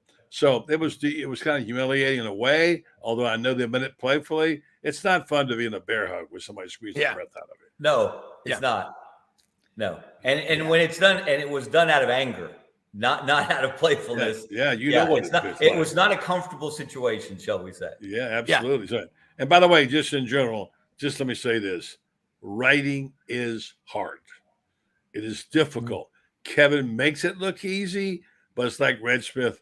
Writing's easy. You just open up a vein and for 45 minutes and you let it bleed. Writing is hard, and it gets really hard when you get older, Kevin, let me tell you. So what you're seeing there on your screen did not come easy. You may read it in 30 minutes. It could have taken 2.5 hours to write it. So understand, we are bleeding when we do that. Yeah, I mean. Well said, buddy. Well said.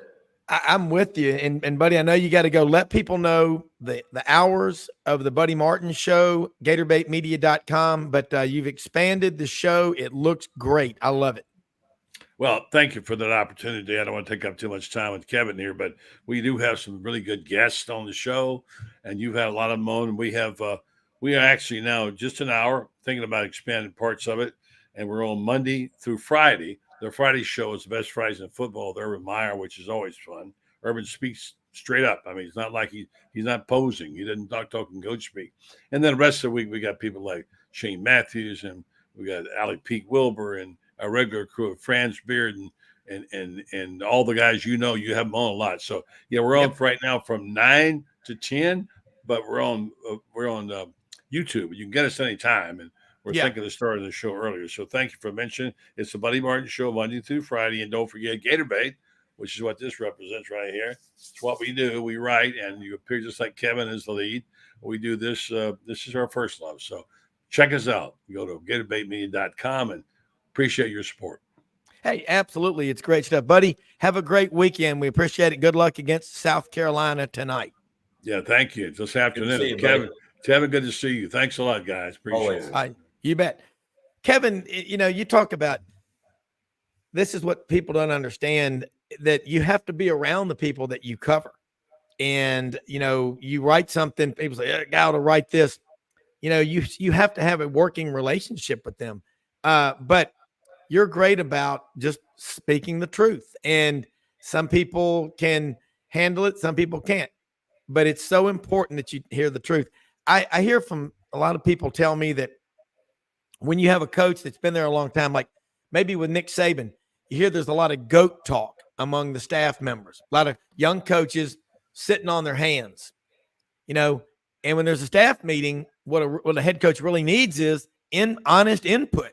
And it can be intimidating when you're around some of these people. The great writers ask these questions with relative ease. They'll say, there's just a way to do it. But you got to be very careful that, you've got young coaches that are afraid to stand up and say anything, to question what's going on in a respectful way, follow the chain of command, but talk about that. And, Bobby Bowden stayed a long time, great legacy, but did he stay too long? Coach never wants to stay past their prime. And look, I can certainly appreciate that now more at my age, because I walked away from daily journalism, retired from daily journalism about 5 years ago to try to do some different things, contribute to the community in different ways. And while I enjoyed it and learned an awful lot, I missed writing. Writing isn't just what I do; it's part of who I am. And so I had to get back into it. And fortunately, the Alabama Media Group created the Lead, and that gave me an opportunity to get back into it. And so when coaches who people always, talk about coaches staying too long, I understand better than I ever have why it's hard to walk away from something that's been your life's work.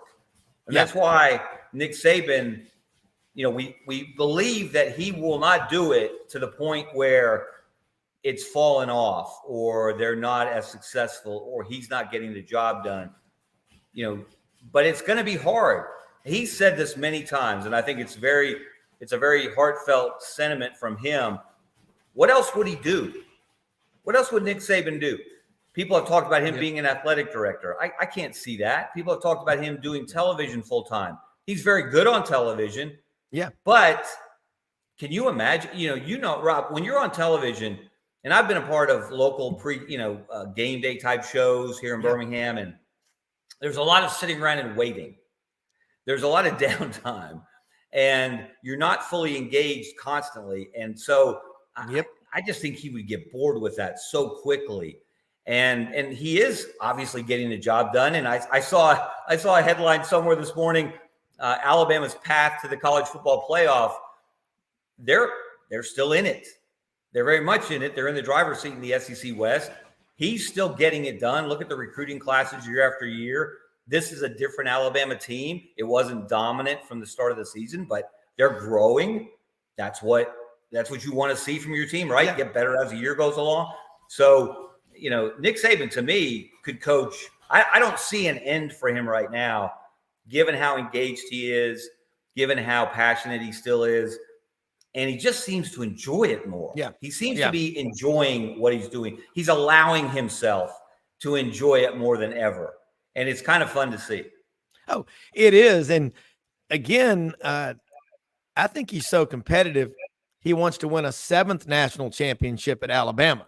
Even though he's already got 7, he'd like to do it, just to do it. And Coach Bryant won 6. I think he's that competitive.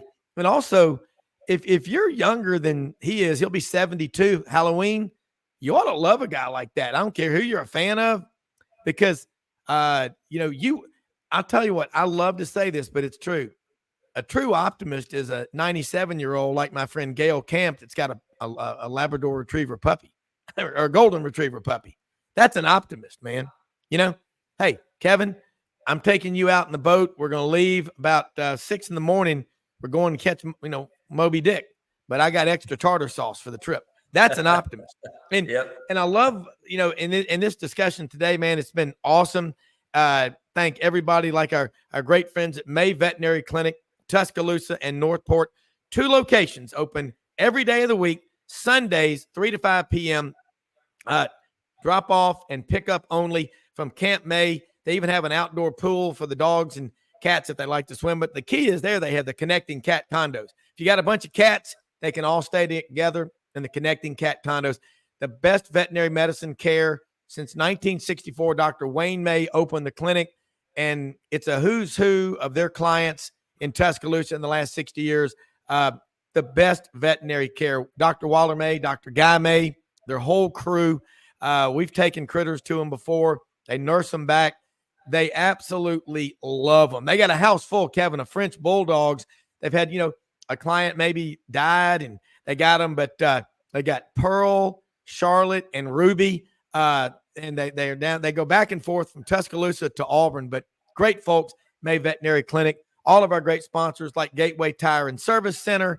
I want to say Miss Rubin's Rubs, Gaddis Home Innovation, Web-Footed Kennel, Hewlett and Dunn, Boy Scouts of America, Reforest, Mississippi, RumbleBoxingGym.com, Tom Martin's Body Shop, House Industries, Red River Ford, Toyota, and Nashville Anti-Human Trafficking Coalition. Kevin, as we wrap up, what's on the menu today in the command center? What are you going to be watching? What are you going to be looking for?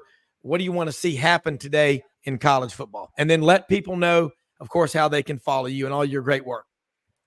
Well, and I just looked out the window, Rob. The sun just broke through. It's been kind of cloudy and gray the last few days here in Birmingham, and we just saw some sun. But we are, as Doug Dean referenced earlier, today's supposed to be a partial eclipse, I believe, today. And so conditions are ripe in Baton Rouge for another game unlike any we've ever seen between Auburn and LSU.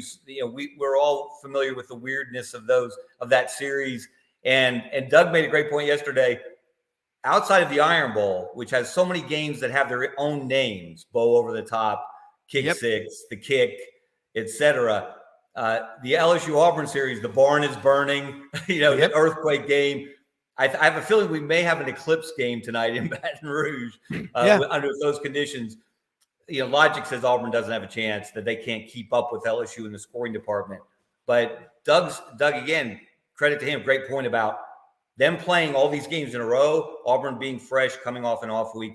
We'll see how that plays out. And then in about an hour or so, Arkansas is in Tuscaloosa. Nick Saban wasn't happy earlier in the week about the way Alabama was practicing coming off of that Texas A&M win. So we'll see if that hangover continues. And, of course, I'm watching those games in Oregon, Washington. Who gets the inside track there in the Pac-12?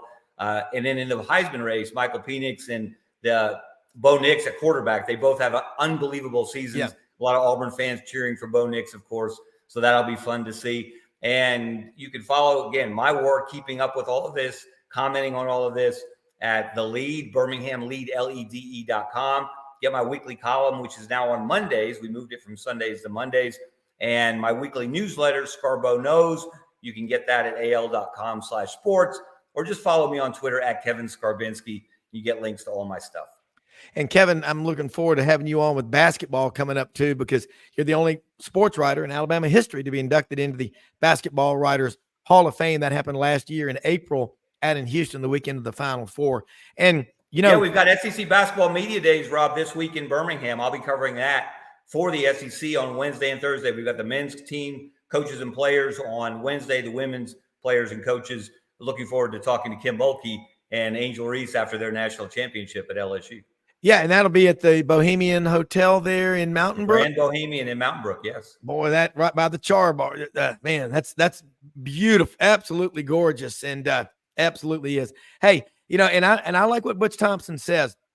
You referenced it a minute ago. Players can get better as the season goes along. Another thing he always says is walking up to the plate, don't let the moment be bigger than it actually is. And the other bit of wisdom from Coach Butch Thompson, proud native son of Amory, Mississippi, grew up in the suburb of Coontail, Mississippi.